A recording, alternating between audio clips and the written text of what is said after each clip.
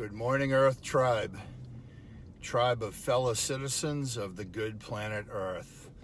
Welcome to another post-workout morning message from Rick Boiardi, World Builder Channel, Warrior Academy. And as always, these videos are created and shared with the goal of providing a platform. Paul Brook, good morning. Haven't seen you in a while. Scott Murphy, good morning. Thanks to both of you for watching. Again, providing a platform for people to find their place in this world, find their purpose, develop, ultimately leading to global transformation. And boy, do we need transformation. And I don't say that to imply that there's something wrong with you or probably billions of others of our fellow tribesmen, but there is something wrong, vastly wrong with our systems, and more so the people that ultimately control them. They are not here for the good of humanity. They're here for the good of their own agenda. Who do we got here? Bruce Guppy. Good morning. Thanks for watching. Who else? Matt, it's hard to see with the sun. Levezo, good morning. Thanks for watching. Okay, today's topic, today's title, I believe is East versus West. I forget what I titled the rest of it as, but ultimately it's about how we're the same and how we're different. And the genesis, or the catalyst, I should say, for this particular video comes from my recent exploration of Japan. I spent a couple weeks out there immersed in their culture in every way. And it brought into focus a lot of things that I want to share with you. And also, I have kind of a unique perspective on this because I've lived in the East and West. Born in the U.S., lived in Texas for maybe 5 years, moved to Seoul, Korea, went to elementary school there. We spent a lot of time in Tokyo, Seoul, and Hong Kong. And then I ended up back in the United States at the end of elementary school. I've been here since. So I hadn't been back to Japan since I was in elementary school. And it's quite different, I'll say that. So what are my thoughts? The first thought is that I recommend to people, if you can, to travel. Who do we got here? Alex, my buddy, how you doing? Great to see that you're watching. Hope you're enjoying your Cape lifestyle. Say hello to Olga for me. And tell her I'll give her my love personally. So, East versus West, or East and West. When you travel, it's an interesting thing, especially when you go to other cultures, like I've been doing. I went to an Islamic culture in Egypt a couple years back, and then I went to a Buddhist-based, Shinto-based religious culture and a completely different social culture in Japan. And what that does is it brings into focus the positives and negatives of your own culture. It helps you find your place in the world. Who do we got here? It looks like David Heath and Ed Berenson. Good morning. It's very sunny. It's hard to see the names on the screen, so I hope I got you right. Thanks for watching, guys. When you do things like that, it helps you center yourself back on this planet and what your purpose is. Gives you a 50,000 foot view or a very high level view of where you are in your life and where you fit in the world. Yes, it does also bring questions into focus, but that's also with a great purpose because it makes you reevaluate and make decisions going forward. And that has happened to me on my recent trip as well. So some of the things I was reintroduced to by going back And who do we got here? David Heath, good morning. Thanks for watching. Thanks, everybody. When I went back, I hadn't been there for quite some time. And within a short time of being there, it started to hit me that many of the things I share on this channel in hopes for the future of mankind came out of living in that culture. Cheshire Cats, Jamie, let's go, buddy. Good to see you. You should join my group on these trips. You're just the guy to do it. So when I was there as a kid, I really kind of was unaware of it then because I was so young, but they have a more monolithic culture there. And what that means is that everybody, there's a sense of place and purpose. And, you know, the people there, from the highest level down to just people working their jobs and living their lives, they have a sense of that they're all on the same path. Now, I'm not naive enough to think that there isn't a ruling cabal that is part of the elites that control the world. There is that, you know, the banksters and the people that run their country. I get it. But like every country, they have their own history and their own culture, and it plays out in the social programs and the cultural ways people express themselves. So I felt that over there you have a sense of you're part of something, you know, especially in Japan, an island culture, and in some ways it's unique, even though they have been really influenced by the West a lot, especially since I was there as a kid. It's changed a lot. But when you're there, you feel like your country is a certain thing, your culture is a certain thing, and you're part of it. And I'll say that in the West, you still have that. We still have remnants of the cultural things that we grew up with, but there's a huge sense back here that there's an enemy out there who is just out to use us up and throw us away and become exceedingly wealthy and part of the global control, that the idea of nations are just chess pieces to these people. And so, like, for example, you go back to the 70s and here, and, you know, there was a culture of family, education, religion, industry, manufacturing, holidays, even entertainment. People you felt like you truly felt like you were an American. And I don't mean that in the way that people would interpret that today, that you're part of this imperial military force marching around the globe and beating the shit out of other cultures, appropriating their resources for the banksters and the globalists. I mean true American culture, the thing that we're all mourning, most of us, even the ones who are totally believe in capitalism as a way of life, and they think that or they believe strongly that this democracy, the U.S. democracy, is the shining light. And you know, I can see in many ways why people would believe that too. I mean, look at people want to come here all the time for opportunity.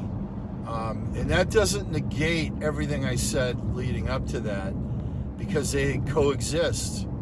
That there's so much resource here, and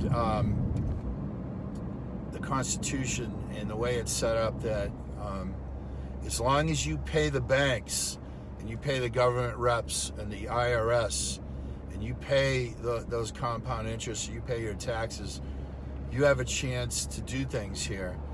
That is true. But going back to my point of mourning a culture, I've been around long enough to see it happen. Who do we got here? Man, it's tough to see. Dave Ross, hey, Millennium, one of the finest companies I know in terms of sweeping services and cleanup and trucking services and so forth. Use these guys all the time. Look them up. Look them up on my page on Facebook. Anyway, so you have in the West a sense of a decline, and in Europe too. Especially, like go to Germany or England. My friends in England will tell you these things, and a lot of my friends in the U.S. Even if you totally believe in this system and you're anywhere awake at all, you'll see it happening. So, okay, when you go to the East, what I see there, it's different. Like in Japan, I mean, they have 70% unions. I didn't get into enough deep conversations to know that it's an aggressive union hate versus investor hate relationship, and that the unions are really there just to suck fees out of the workers, and that they are more here as almost as the investors would be. They're just like two separate entities, and then there's the workers. But over there, it feels like anyway that that you have a chance to do what you do, and it's not going to go away. Somebody's not going to steal it away or outsource it to China or something like that. Now, look, I was there 2 weeks.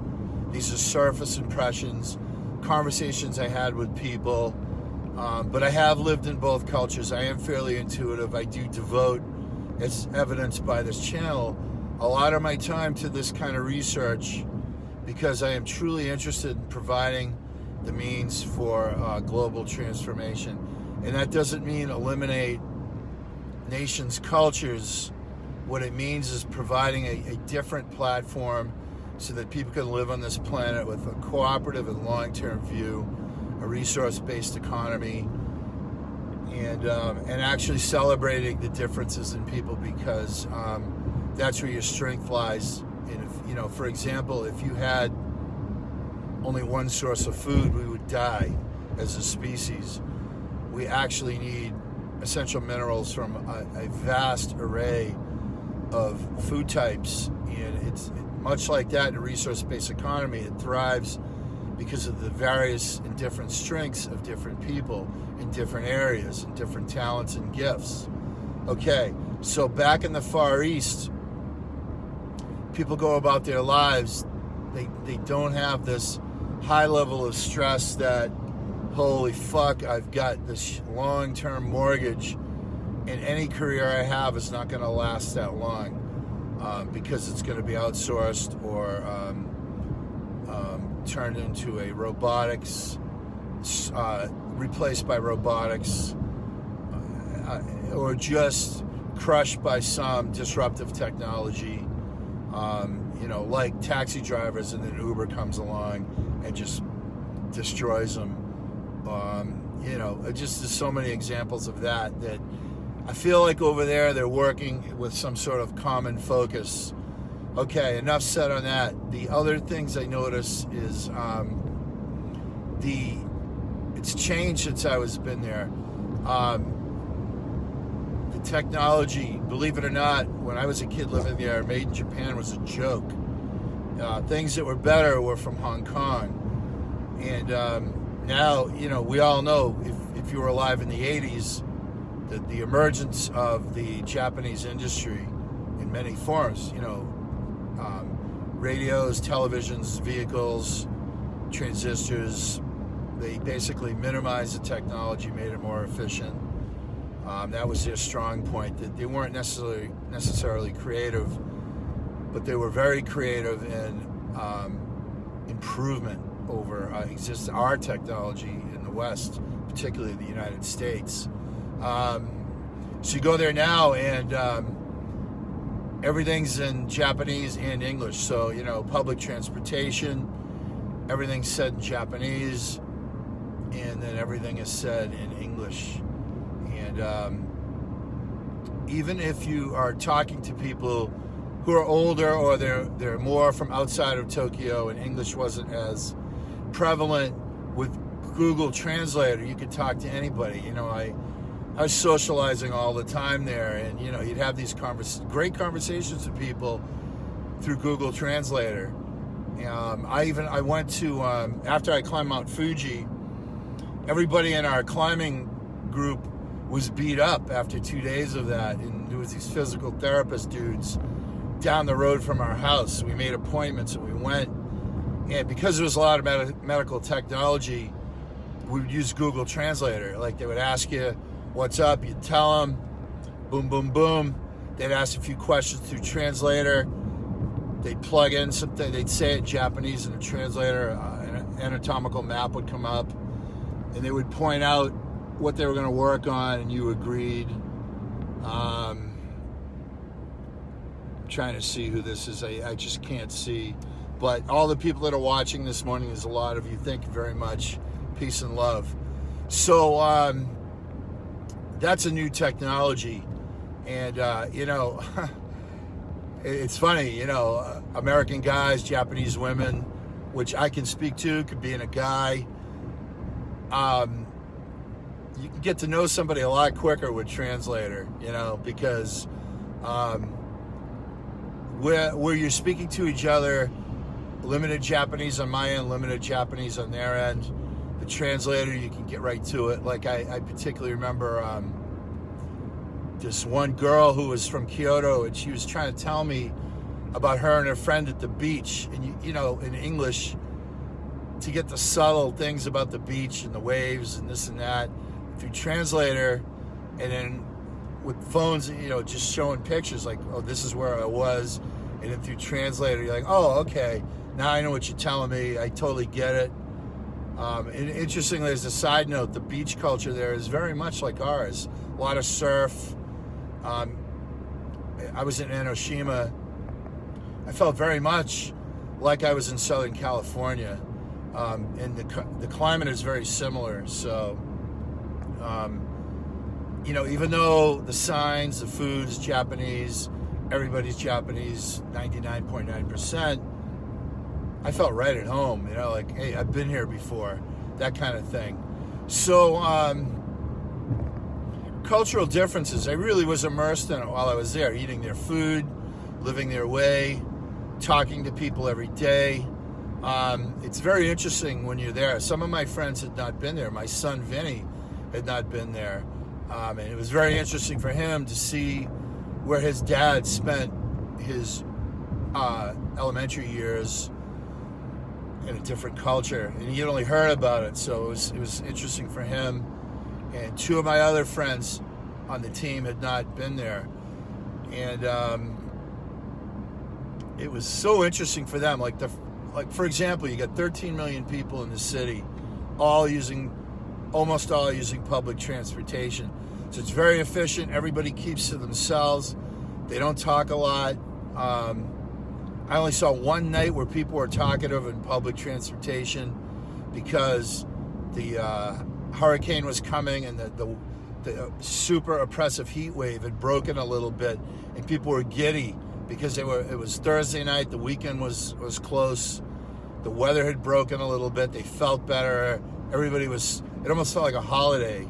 But otherwise, people don't make eye contact. They're glued to their phones over there. Technology is huge. So at first, some of my friends and my son would say, well, did they not like us? It's not that. They love talking to us. But you've got to make the first step. You've got to say, hey, hi, how you doing? And then they brighten right up. They are so glad to talk to you or to help you find your way around the subway or train system, the Japan Rail or the IC cards, how to use those in the subways. Super, super nice people. There's no crime. You could leave your wallet. You could put it down on the train and start to walk away. People will fight each other to pick up that wallet and bring it to you. One of my buddies, Steve, on the trip, he didn't understand that you don't tip over there. It's all built in. So we'd leave money on the table, and the people would rush out the door to give it back to him. No crime whatsoever. I mean, hey, some nights we were in the Yakuza territory, part of Japan, red light district, hitting the bars. You can walk around, nobody's going to mess with you. I mean, of course, if you F up over there, the police aren't going to protect you. The laws do not protect you like the United States. So you got to be smart. I had two 20-year-old guys with me, 21 years old. And, we're out at bars drinking. And like most 21-year-old guys are getting a little rowdy, a little mouthy.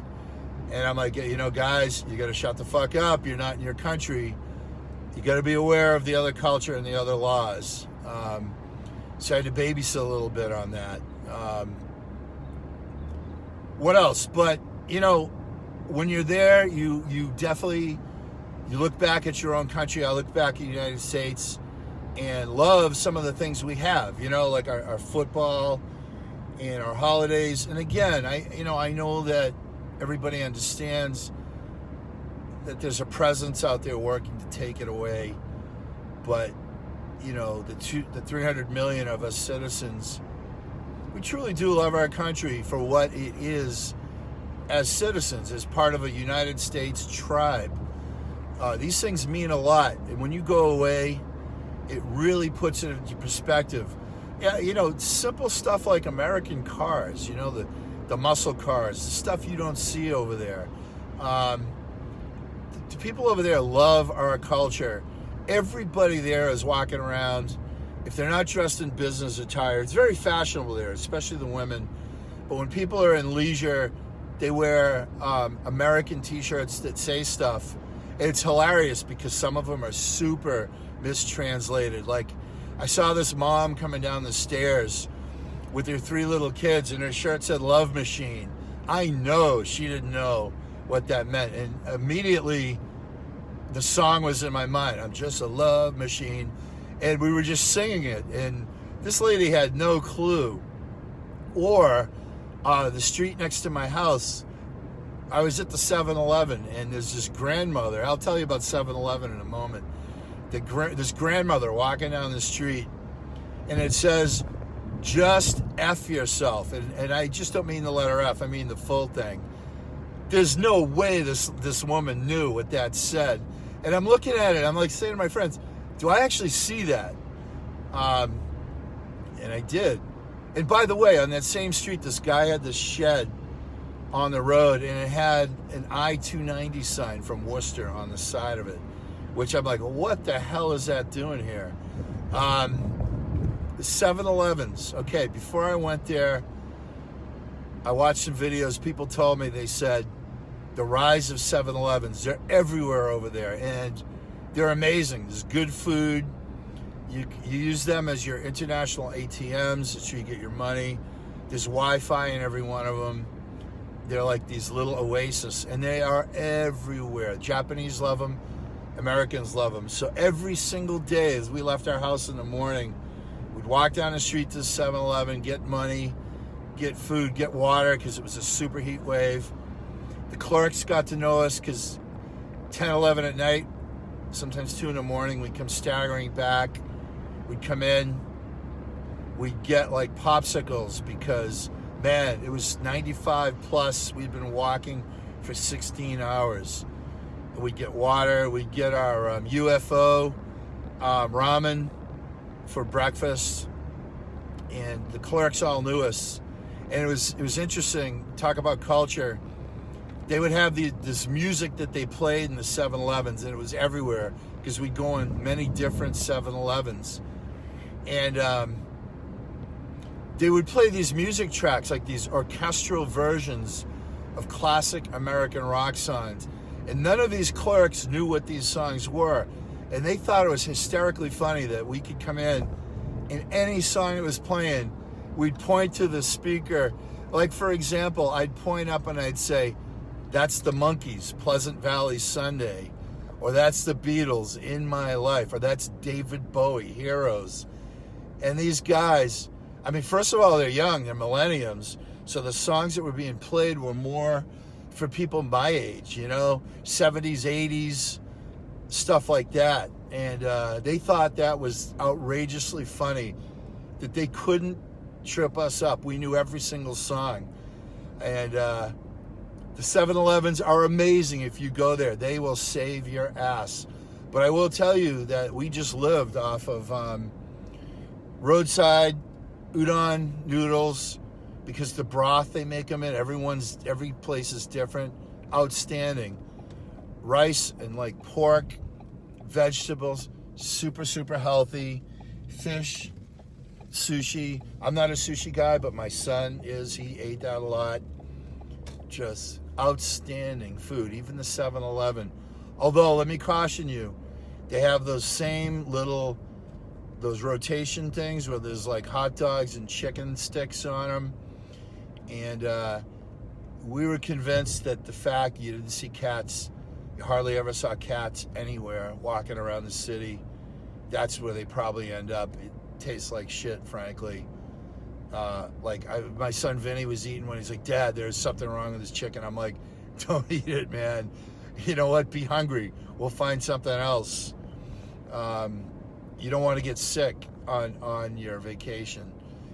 So, East and West, there's a lot of similarities. You know, people are the same all around. You know, they love their families, their friends. They love to share culture. They're by nature helpful. Remember that this world, for the horror show that's going on, do not blame yourselves. Do not blame the citizenry of the world. People are good. It's a system that's fucked up. It's the people that run it that are dark, evil. And I don't mean dark skin. I mean dark nature. All right? They've been in control for thousands of years, man. You know, it's either we figure something out or we don't, okay?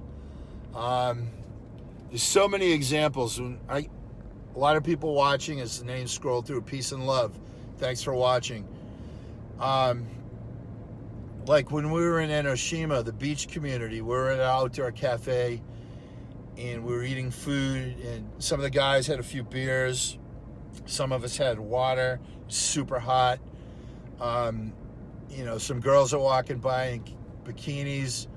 All of a sudden, you know, a table full of guys just goes dead silent. We're all just looking, you know, enjoying that part of life. And you look, the Japanese guys in the table next to us are hysterically laughing. They're like, man, some things are the same around the world.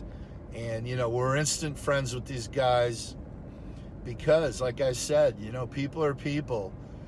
So build travel into your life.